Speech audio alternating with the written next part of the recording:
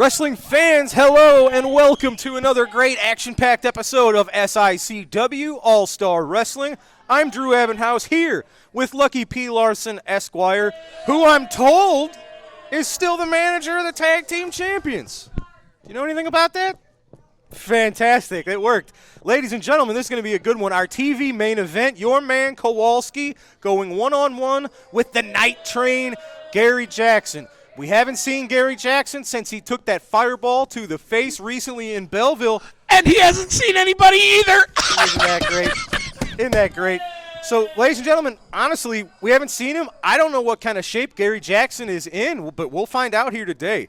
Plus, very talented wrestler who is not a normal part of the roster here. We have James Jeffries coming to us from Denton County, Texas, the home of the Von Erichs. I was just going to say that. He's a very popular young man. You guys are going to like him. We have words from the Big Texan today. Your guys, the LA Hustlers, are going to be in action in the opening contest, actually, and the best part of the show, sit down, get ready. Drew, tell him what's coming next. I'll tell him. This hour. Folks, I don't know what to expect. I think this guy might, because we first met you as the lawyer of this man. Ladies and gentlemen, I can't believe these words are coming out of my mouth. Say it. We have a Where Are They Now interview with Travis Cook. Yes, yes, yes. Travis has been gone from SICW for a long time. It was the one and only Flash Flanagan sending Travis Cook packing. What does he have to say? What has he been doing?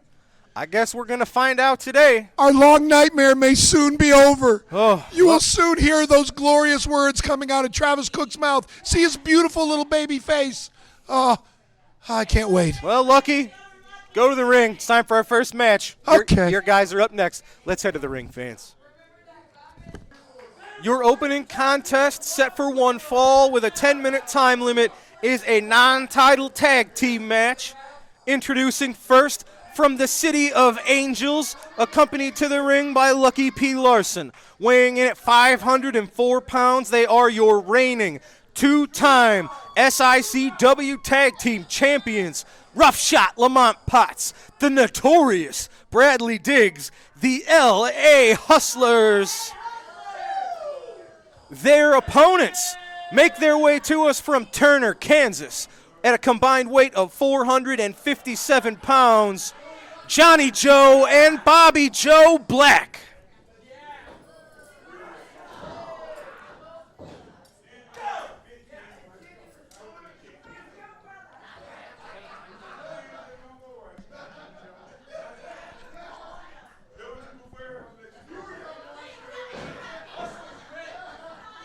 It's a calm before the storm, ladies and gentlemen. Referee Andy Anderson calls for the bell. Personally, very interested in this contest. The LA Hustlers recently, they've been turning away all challengers to these tag titles. Sometimes they use foreign objects. Lucky's right here with his briefcase. Sometimes by outside interference. Again, Lucky's right here. And sometimes by sheer dumb luck. But they've held on to these belts. And now they've won them, and they've won them twice. So they're the team to beat here in SICW. Their opponents today are relative newcomers to the wrestling scene, Bobby Joe and Johnny Joe Black. The greatest tag team on God's green earth, the SICW two-time tag team champions. Lucky P. Larson, everybody. Now, Johnny Joe and Bobby Joe have been getting a lot of experience recently in the Midwest. Big double suplex onto Potts. Now this is Bobby Joe in the ring, Johnny Joe on the outside. Bobby Joe and Johnny Joe have been getting in the notches, putting in the reps. They're working in multiple companies across the Midwest, getting more experienced each and every time. And of course, these two are brothers, so you have to assume there is a natural connection and cohesiveness between the Blacks. I know they're, like I said, they're newcomers to the wrestling business, but I hope they stick around. I'm very interested in following the career of the Blacks. Double team maneuver coming up. Potts into the rope. Drop toe hold from Bobby. Splash from Johnny. Nicely done. just for a 2. This is a non-title match, ladies and gentlemen, but can you imagine what would happen if Johnny Joe and Bobby Joe could pick up a win here over the LA Hustlers? You would have to imagine that would shoot them up the tag team rankings here in SICW. A very confident Lucky Larson, ladies and gentlemen. He's rocking the gold chain, the tag belts, and his briefcase, so he's got 4 different weapons ready to smack somebody with. We got to keep an eye out on that one. Oh, nice. Just a vicious strike to the face of Johnny Joe. Johnny Joe's fighting back, but he's in the wrong part of the neighborhood. Look at that. Held wide open for a knee to the midsection. He's fighting back. He's giving it all he's got. But the LA Hustlers, just a little too much.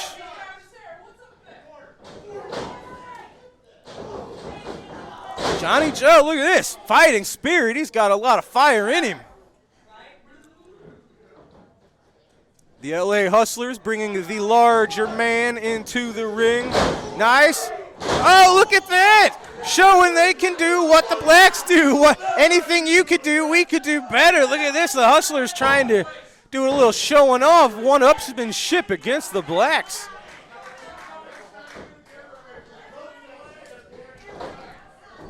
Bradley Diggs, obviously the larger man here.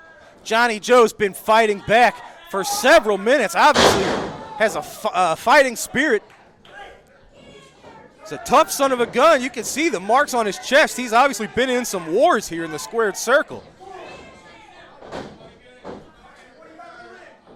LA Hustlers using their experience and their tag team expertise to stay one step ahead of the relative newcomers. He said, oh yeah, the notorious one runs into an empty pool. Johnny Joe makes the tag. This is Bobby Joe Black. Ladies and gentlemen, back elbow to Diggs. Lamont Potts eats a punch. Make it 2. Look at this. Bobby Joe taking it to the tag team champions. Oh, nope.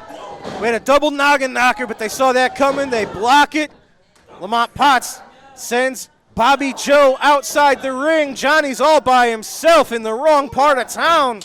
Oh, that's the hustle and flow, ladies and gentlemen. That has to do it. That's it, ladies and gentlemen. The LA Hustlers showing exactly why they are your tag team champions, staying one step ahead of the Blacks in this matchup. Nice showing from Johnny Joe and Bobby Joe, but folks, it is your reigning tag team champions picking up a win today on All-Star Wrestling. Ladies and gentlemen, it is time for me to grab a few words from the one and only volatile Curtis Wilde. Let me do that now. Ladies and gentlemen, I am here with the couple from the wild side. It is Wildfire with the volatile one, Curtis Wilde. Curtis, it's been a busy couple of months for you here in SICW. You've got a lot on your mind. What's going on, sir? A lot on my mind is an understatement because I have a lot of targets. I got a lot of food on my plate, and I'm about to devour everybody in my path. But I want to get real. I want to get real with the people here. I want to get real with you. I want to get real with the people at home. A good friend of mine, Jason Breed, has got some problems right now.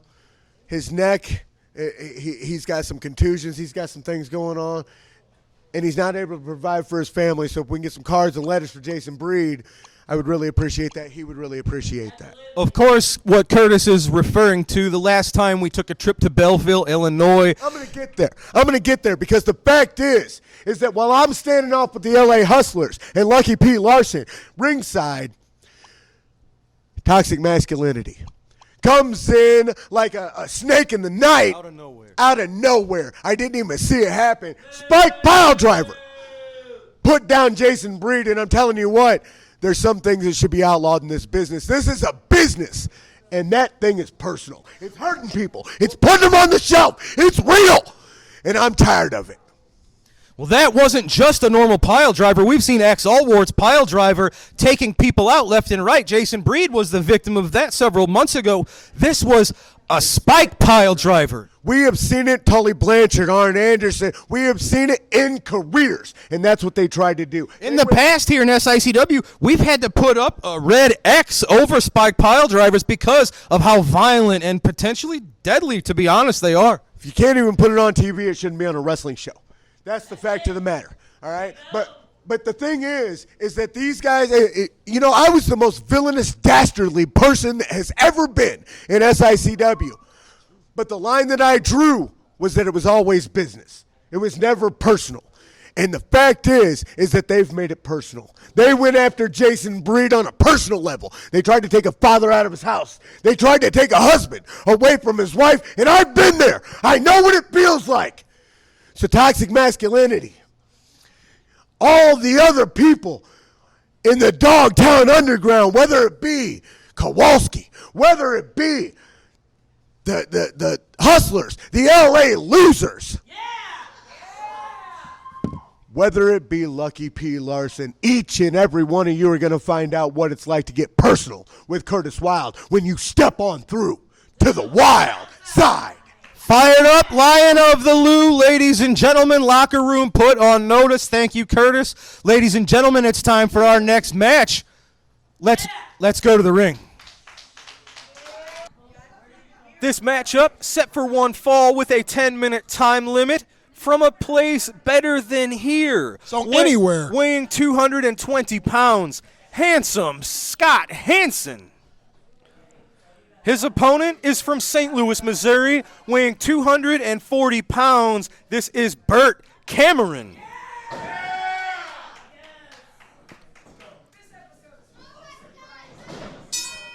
The bell is rung. This match is underway, ladies and gentlemen. Both of these men making their all-star wrestling debut. We recently saw handsome Scott Hansen at the Little Devil Show in Belleville, Illinois. He impressed everyone. He is taking on Burt Cameron. Burt Cameron, obviously the one in the blue tights and knee pads with the pink wrist tape. Now, why is it obvious that that's him to these people Because who don't know either one of them? Because I can see it, and I just told them. And now we know. So basically, Eugene's And Eugene, Scott Hansen has his last name on the back of his tights, which helps too. Eugene's put on some weight. It's not Eugene. There is a physical resemblance. And Stan the Lariat Hansen, he's looking younger than he has in a while. Shaved his mustache. This is the first time I've ever seen Burt Cameron. I'm looking forward to seeing what he provides.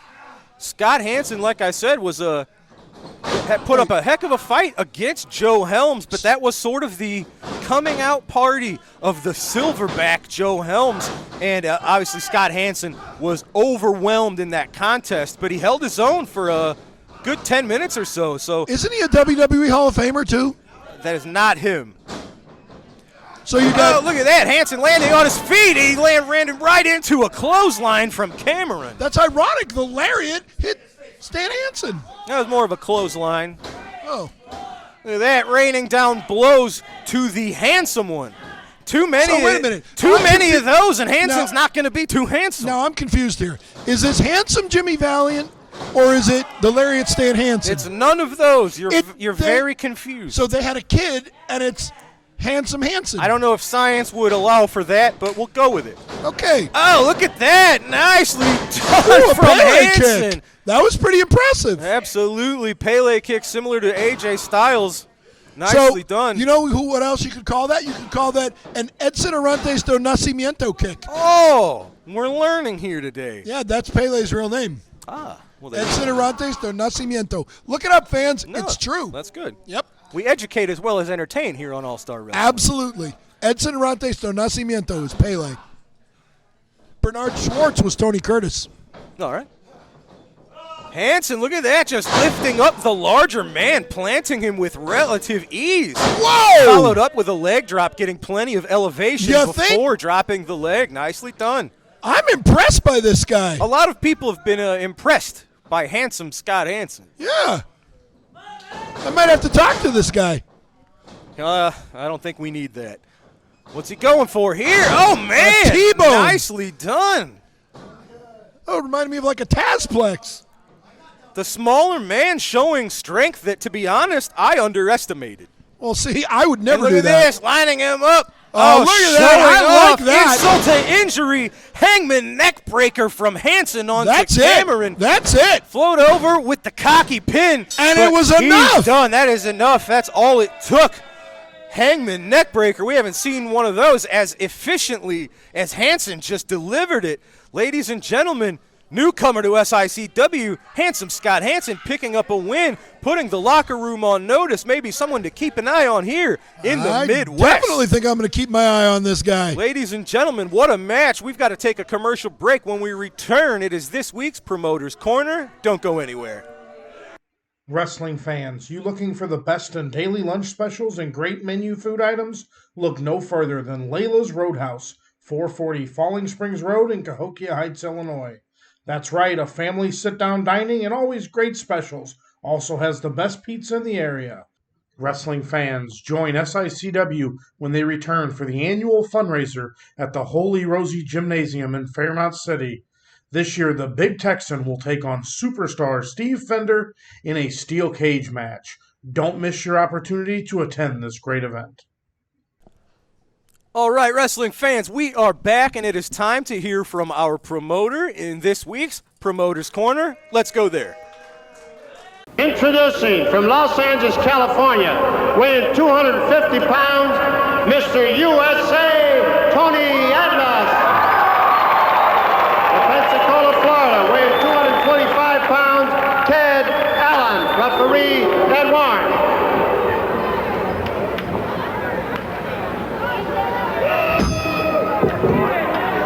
Mr. USA, Tony Atlas. Is there any bigger star? There are some as big, but I don't think you find too many bigger, and it's certainly a great honor to have Tony Atlas here on St. Louis Wrestling. Atlas, of course, did win the Mr. USA bodybuilding contest. It doesn't take you long looking at him to know why. That man has muscles on top of muscles on top of muscles. What a powerhouse. Ted Allen goes behind him. He looks like you with your coat off, Mick.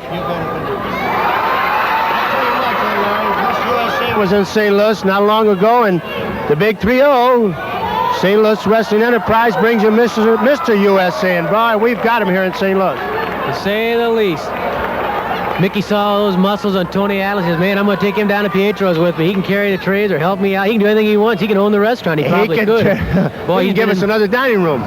What a great career Tony Atlas has had. Full Nelson by Ted Allen on Tony Atlas. I don't know if this is a very good idea on Mr. Allen's part. Look at those muscles bulge. Tony Atlas breaking free. Oh, yes. Nothing the referee can do to help Ted Allen there.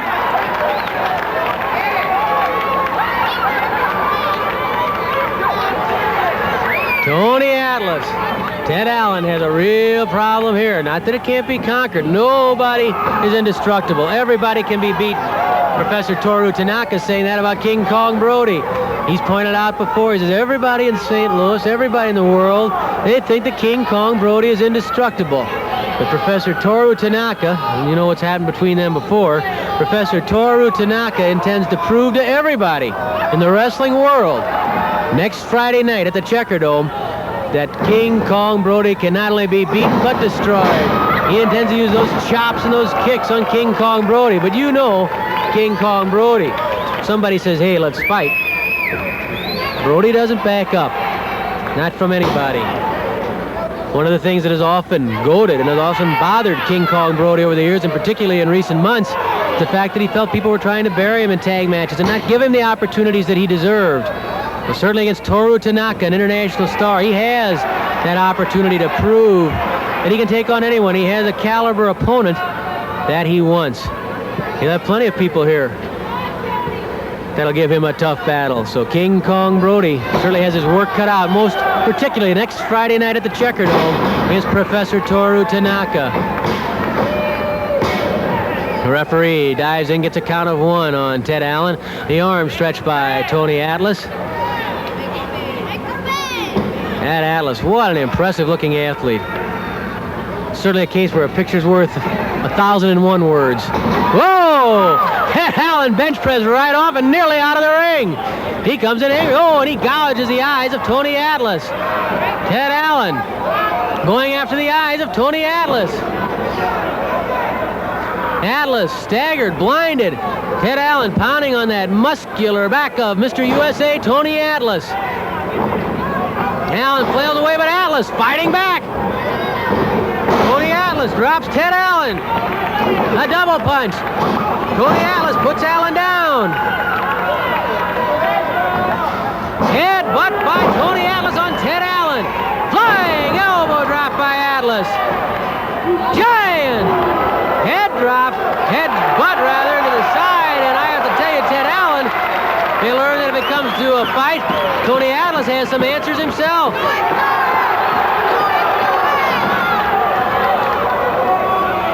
Atlas slams Allen's head into the turnbuckle. Tony Atlas going up on the second rope, looking up below, flying headbutt by Tony Atlas on Ted Allen.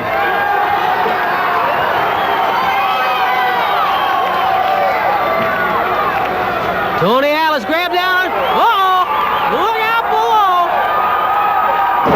Giant body slam by Tony Atlas to the air. Giant splash by Atlas. Atlas covers Allen, and Mr. USA has a victory. Tony Atlas, the giant slam, then the giant splash. What an impressive victory by Tony Atlas. Let's make it official and hear from Mickey Garagiola. In 4 minutes and 29 seconds with a giant splash, the winner, Mr. USA, Tony Atlas. Wrestling fans, we are back from this week's Promoter's Corner, and I am here with our reigning SICW Classic Wrestling Champion, at least for now. Tex, 6 days away this weekend. You are putting your title on the line against a very devious man, a former Classic Wrestling champion in Superstar Steve Fender. Not only is it a title match, it's inside a steel cage this Saturday in Fairmont City. What are your thoughts? You've been a busy man this last month. Very busy. But, you know, when you're the champion, you always try to defend it, and that's what I try to do. But I tell you, Steve Fender, you were trained by Harley Race. Harley Race would probably be turning over in his grave right now with how you turned out. So this Saturday, Fairmont City, I'm going to make you respect wrestling again. Now, here's what he's thinking and what I've heard from certain fans, and I've heard it from Lucky P. Larson. They think the difference will be your cardio. Steve Fender can go 20, 30 minutes without breaking a sweat. They're saying if he can last 5, 10 minutes and avoid the lariat of yours, maybe he's going to drag you into deep water and you might actually be at a disadvantage. Well, I'll tell you this. The last steel cage match I had, I went an hour. So cardio don't make a difference in a steel cage. Ladies and gentlemen, you heard it. You're reigning this Saturday defending Classic Wrestling champion. Steel cage match versus former champ Steve Fender, Fairmont City this Saturday. Good luck, Tex. Thank you, sir. Okay. I don't know what to do here. We got to take a commercial break. When we're back, it's Travis Cook. Buckle your seatbelts, ladies and gentlemen, and don't go anywhere.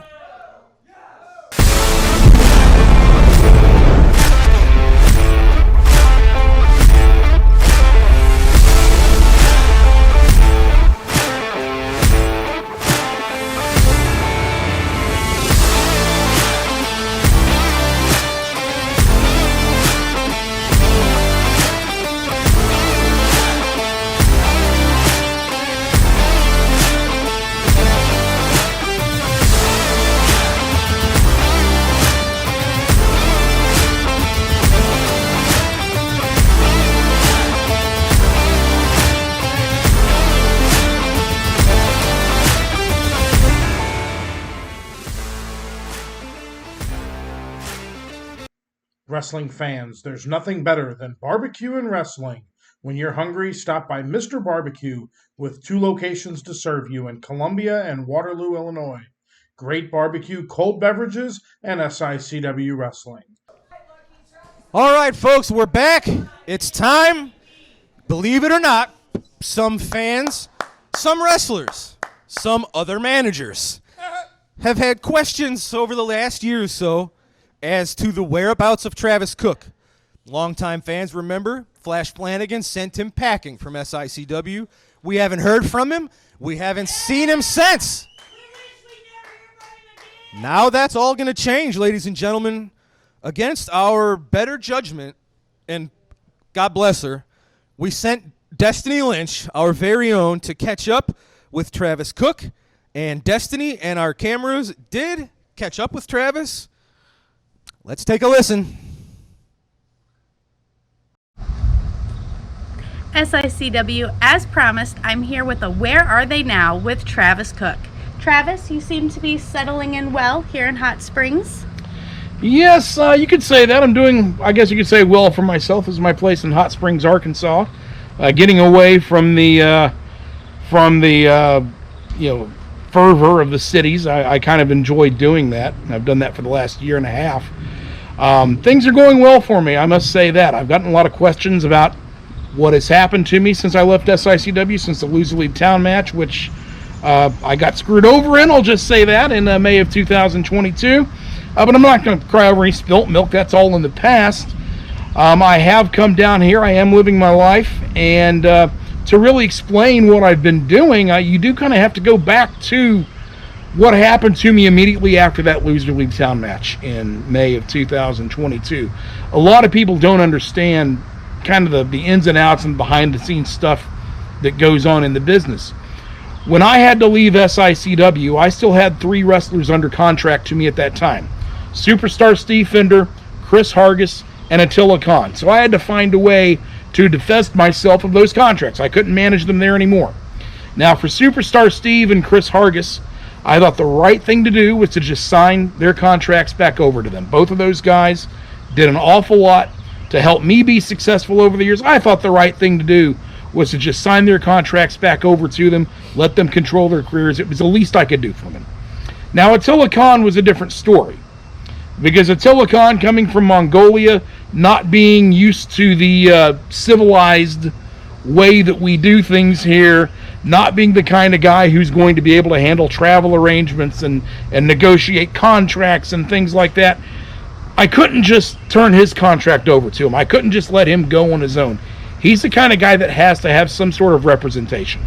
So I had to find a landing spot for Attila Khan. And you know how the gossip mill is in professional wrestling. It's worse than a junior high school. Within 24 hours of that Loser League Town match, word had spread all across the country. And I immediately started getting emails and text messages and even formal proposals from managers all across the country, people who you would know, wanting to purchase the contract of Attila Khan. So I started looking through all of that. I had to divest myself of his contract some kind of way. And there is one offer that came in from a guy named Stephen E., who I believe you're a little familiar with now. Now, I was aware of Stephen E. and his reputation in the Southwest and Texas and Arkansas, Kansas, Missouri. I knew of him. I don't think I'd ever actually met him before, maybe in passing once or twice, but I didn't really know much about him. But he made a pretty good proposal to me. I got to know him a little bit, found out about his background with Devastation Incorporated, going all the way back to General Skandor Akbar, who founded it back in the 1970s, and I was impressed to find out that he was the man handpicked to lead it into the 21st century. And I was more and more impressed by him the more I got to talk to him. So as we kind of went back and forth on this, Stephen eventually sent me a proposal to buy the contract of Attila Khan. And I got that proposal, and I saw the number on the dotted line, and I thought it was a typo. He offered me so much money for Attila Khan that I thought he put an extra zero in there or something. So I called him back. I'm like, Stephen, is this actually the number? He said, yes, it is. My investors really want to bring in Attila Khan. They want his contract. They're willing to pay a premium price. Now, you know how the wrestling business is. People will always tell you a story, tell you they've got all kinds of backing behind them, tell you that they've got all kinds of capabilities and everything else. And if you've been around this business very long, you know not to believe that kind of thing until you've checked it out. Everybody's got a plan, everybody's got a story, right? So I started looking into Stephen E. and the investors he said he had. And I knew they were international in nature. I knew there were some of them from Saudi Arabia, from from Syria, from some different places in the Middle East, and I had some people snoop around, and I found out it was all legit. The investors were all there. I don't particularly know what they necessarily do for a living. I don't know exactly where the money came from in terms of how they got it, but they had the money. And I found out as well that Saudi Arabia, all over the world right now, is doing a lot of great things in sport and trying to invest in that. They have gone into golf. They've gone into soccer. They brought the WWE into Saudi Arabia, and those shows have been very well received in the wrestling industry. Everybody's happy they're doing it. And so Stephen E. and Devastation Incorporated seem to be just another approach to that. So when I found out the money that he promised me was good, it was there, well, I signed that contract immediately over to him. There's one hard and fast rule I've always had in business, and that is if somebody is willing to overpay you for an asset, you always let them do it. And as much as I like Attila Khan, I thought Stephen E. might have been overpaying for him, and I took that opportunity. I took that money. I signed the contract over to him, and as you can see, it's turned out extremely, extremely well for me. So, dollar signs over buying American product. Well, Attila Khan's a Mongolian product. I'm certainly an American product, but some would say I've sold out on my country. I don't think that's true. I didn't sell out. I cashed out. Because I've been in this business for over 20 years. I've been very successful. But I've always wanted that one big payoff that would make it all make sense, make it all worthwhile. And in late 2021, I thought I was going to have that when Attila Khan wrestled Trevor Murdoch for the NWA World title. If not for a bad referee's decision, Attila Khan would be the NWA champion today, and I would have that big payout that I deserve for my 20 years in this business, but it didn't happen. So I started looking for a way to get that big money that I deserve after my glorious career, and Stephen E. brought it to me. So I cashed out what I've deserved all along. And I got so much money out of this, I don't want to give you numbers, but I got so much money out of this that I retired. You haven't seen me try to come back to SICW. You haven't seen me try to go back to any of the places I had offers to. They had offers for me in Tennessee where I've been successful in the past. Some offers to go back to Florida where I started my career. I turned them all down. I got out. I turned my back on this wrestling business and I got out, which so few people seem to be able to do. But I did it, and I was able to do it because of the money from Stephen E. and his investors. Now, I understand that Stephen E.'s gone even further. He wants to buy SICW. He's given Herb Simmons a proposal, a contract, and Herb said, hey, I'll have my attorneys look at this. He's thinking about it. He's considering it. Now, I can't stand Herb Simmons. I kind of wish he'd get his at some point, but I've got to admit that Herb Simmons, with all the enemies you've made in your life, you know sometimes, somewhere, someone's going to get to you, so maybe this is the right thing for you to do. Maybe it's time for you to cash out at long last after 50 years or whatever it's been. And I can assure you, Herb Simmons, I can assure you, Stephen E.'s money's good. His investors are there. Everything he's promising you will be there. And as much as I don't like you, Herb Simmons, you can end up living the life that I'm living right now. A life of leisure, a life of enjoyment, a life of finally cashing out on a glorious career. You can do that too. I would take Stephen E.'s offer very, very seriously. Well, SICW, out of the mouth of Travis Cook. Wait.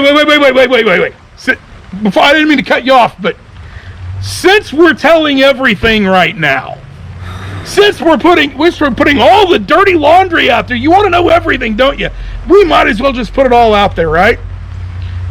Totally unrelated to Stephen E. and the Attila and everything, but do you remember that deal a few months ago where Kevin Sullivan came down here in the Purple Haze and he was leaving all the notes for Flash Flanagan and it was really weird and Flash didn't know what to do and then they tried to set him on fire with a lighter. You remember all that? Yeah, you remember that? Yeah.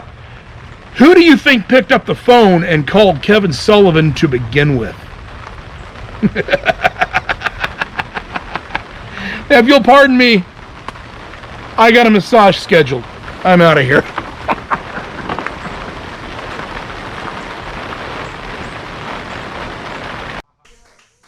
Ladies and gentlemen, we'll talk about Travis in a second. We've got to get to this. Heck of a contest, ladies and gentlemen, set for one fall, 10-minute time limit. Introducing first from San Francisco, California, at 215 pounds, Sean Douglas. His opponent is from Denton County, Texas, at 205 pounds, James Jeffries. Oh, Douglas getting the jump on Jeffries from the get-go. Is that Jeffries or Giannetti? That's certainly not Marty Jannetty. That is the very popular James Jeffries coming to us from the home of the Von Erichs, Denton County, Texas. Does he use a claw? And he brings the same fan reactions. The fans love him. A very popular young man. Oh, nice cross-body block. He looks like Marty Jannetty. Okay. He also looks like a young Tom Pritchard.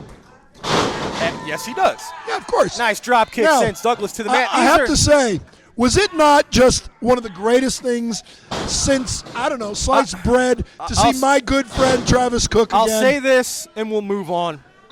I thought the time away would have changed Travis Cook. I thought maybe he'd have a personality adjustment a little bit. But fans, you just saw it. It's the same old Travis. We were lucky to have lasted so long without him getting his greasy fingers on what we're doing here, but you just saw it. Hopefully, that'll be the last time we see him for at least a little while. That's not very nice. Well, but you are right about one thing. It's too much. He left, and then you showed up. I was going to say. And then Stephen East showed up. All three of you here at the same time would be too much for any of us. See, you got one thing right. You got lucky. You did get lucky. Well, that's not exactly in the literal sense of the word. But here, we got to get back. This is a heck of a contest between two up-and-coming youngsters. James Jeffries has the momentary advantage over Sean Douglas. You know what I hope Sean Douglas does here? What?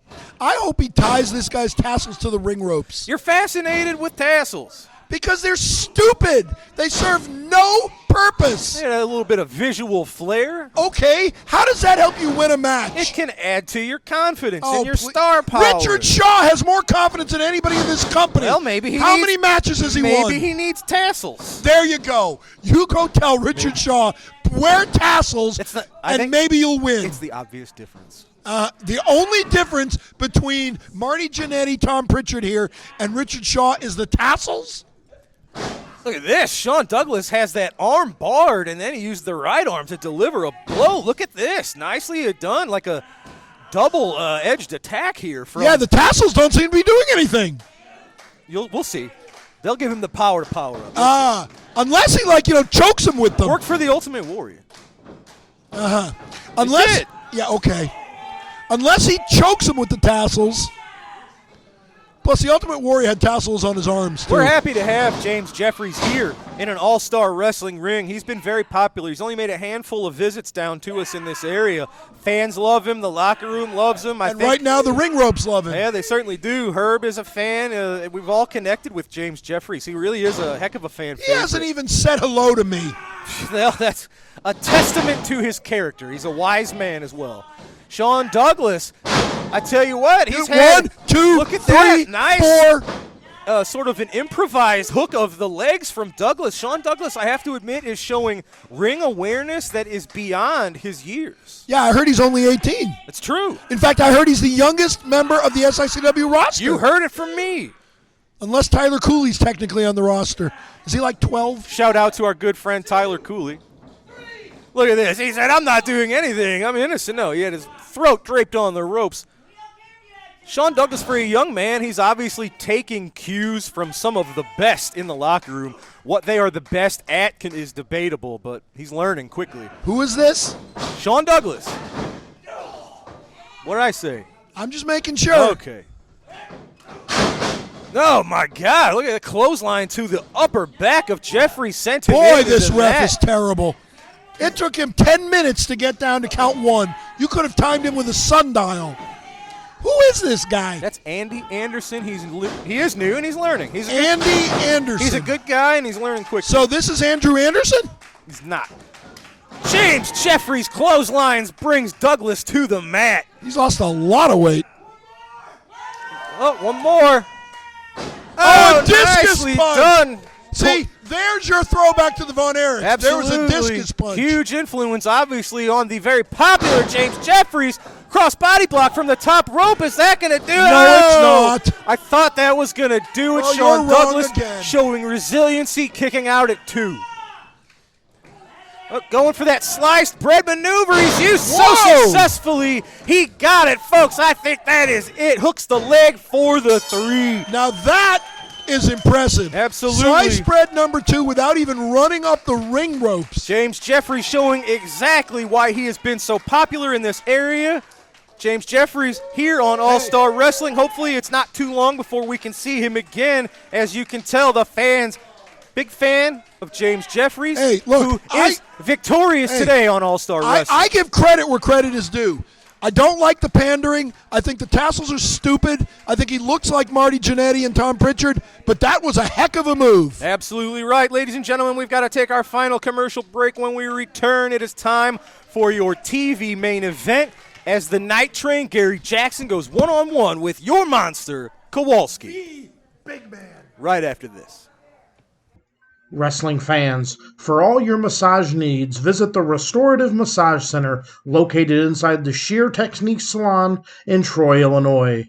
Masseuse Shauna has been a licensed massage therapist for over 10 years, and she customizes each massage to meet the needs of her clients, performing Swedish deep tissue and trigger point therapy.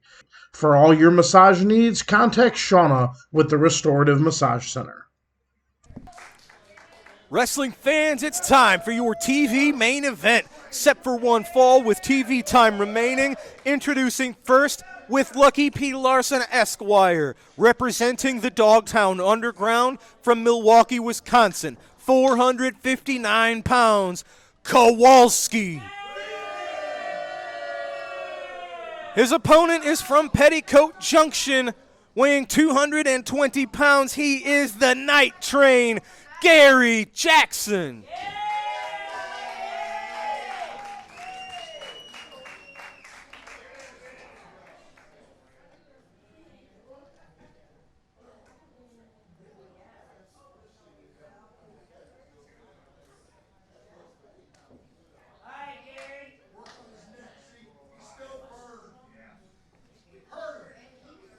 Referee Nick Ridenauer checking out the Night Train, clearing the ring of excess garbage.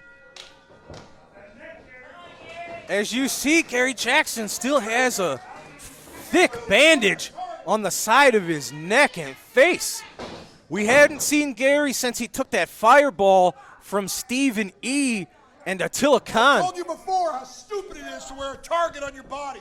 Now you're going to see why. He says he's stupid for wearing a target like that. He might not be able to wrestle without that.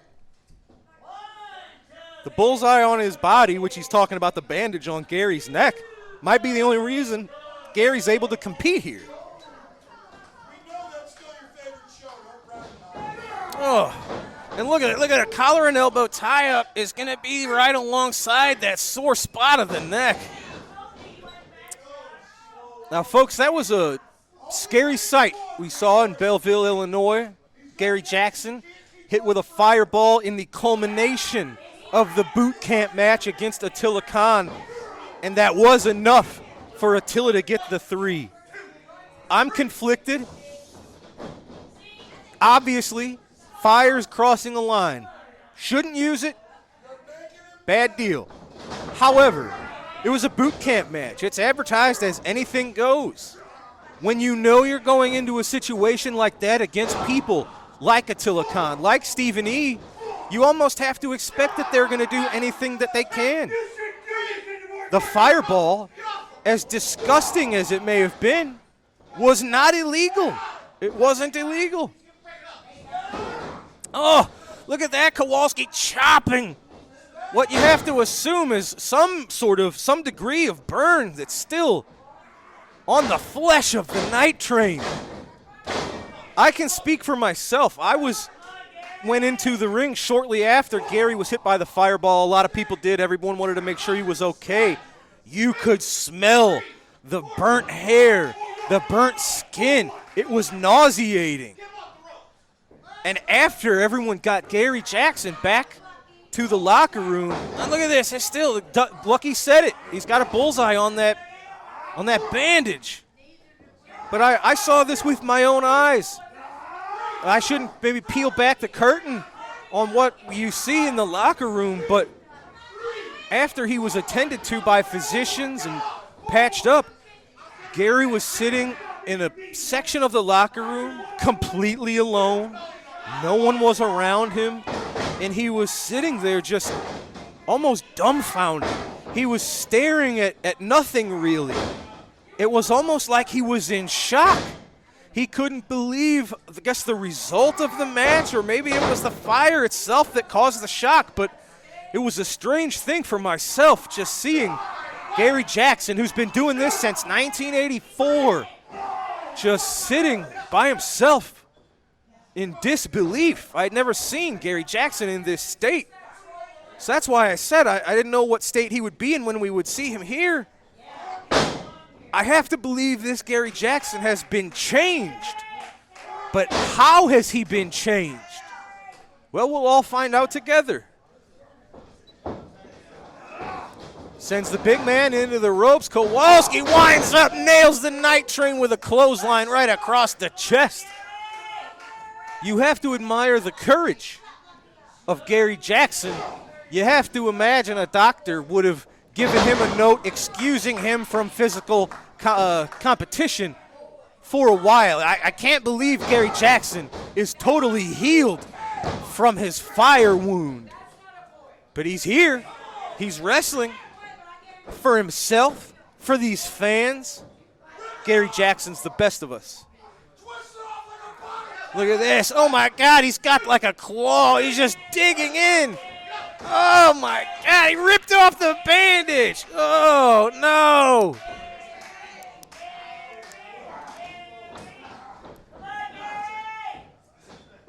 Night Train has to get something going. Sunset flip. I don't know about this one. This is certainly ambitious. If anybody can pull it off, it's the Night Train. No, Kowalski blocks it, but he's splashed into an empty pool. Ladies and gentlemen, Night Train has got it locking up a hold of some kind here. He's turning Kowalski over. New submission hold from the Night Train. Oh, look out, no! Oh, it's the LA Hustlers. Lamont Potts, Bradley Diggs, jump Gary Jackson from behind. Gary Jackson was on the cusp of victory. Gary Jackson was about to pick up a win with submission over Kowalski. Oh, and here's Big Joe Helms. Here's the man taking on Kowalski in just a few short days. And there's Lucky P. Larson and the LA Hustlers and Kowalski. They're scattering like a bunch of rats. They couldn't get out of there fast enough. Ladies and gentlemen, Big Joe Helms at the right place at the right time for Gary Jackson. Ladies and gentlemen, like I said, they sent the Dogtown Underground packing. I'm going to head up to ringside to get a few words from the two men you see now.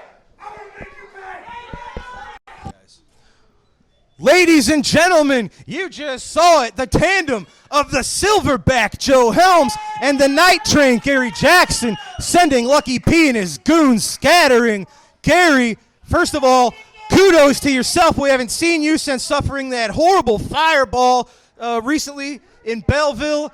I give you kudos for competing. How are you feeling? Man, I'm feeling great. With all the great SICW fans behind me, nothing stops the train. Joe, right place, right time. You were the man to get that pack of dogs off of the Night Train. Gary was seconds away from picking up a win over Kowalski with that submission hold until he was jumped from behind with a man that you will be facing soon in Kowalski. Great save, sir. Timing is everything, Drew. And time is going to come for Kowalski in Dogtown Underground. All these run-ins is just a sign of weakness. They're scattering. They're worried right now about what's going to happen to the Dogtown. Night Train, you've been dealing with both of these threats, Devastation Incorporated and the Dogtown Underground. What does it feel like to have someone like the Silverback on your side? I told the fans of SICW, I got friends in the locker room. Here's one right now. the big Texans, he's coming back around. He was hit by that fireball. Not only do we have the big Texan, we got Bobby D. We got Billy McNeil. I mean, I can go on and on. We got friends. So, fellas, LA, Hustlers, Stephen E., look out. I may be down, but I'm not out because nothing stops the train, nothing stops SICW, nothing stops Herb Simmons for putting together these great matches. Yeah, I could have stayed at home and cried on my injuries, but champions don't do that. Whether you wear a belt or not, I am a champion 365, 24/7. Dogtown Underground, LA Hustler, Stephen E., the party is just getting started. Like I said, Big Joe Hims is on my side. The Big Texan, Bobby D., Billy McNeil. We got the damn Top Guns. Guys, we putting it together, and when we get ready to clean house, you better be ready to go because the train gonna take your ass to hell and drop you off. Ladies and gentlemen, is an alliance finally being formed to fight the likes of Devastation Incorporated and the Dogtown Underground? With a duo like this, you have to think so. That's all the time we have for today, ladies and gentlemen. Thanks for joining us. We'll see you right here next week. This Saturday, Fairmont City, the classic title is on the line as the Big Texan defends against former champion superstar Steve Fender in a steel cage. That's Fairmont City this Saturday. Don't miss it, and don't miss All-Star Wrestling each and every Sunday. We'll see you next week, ladies and gentlemen. Have a great night.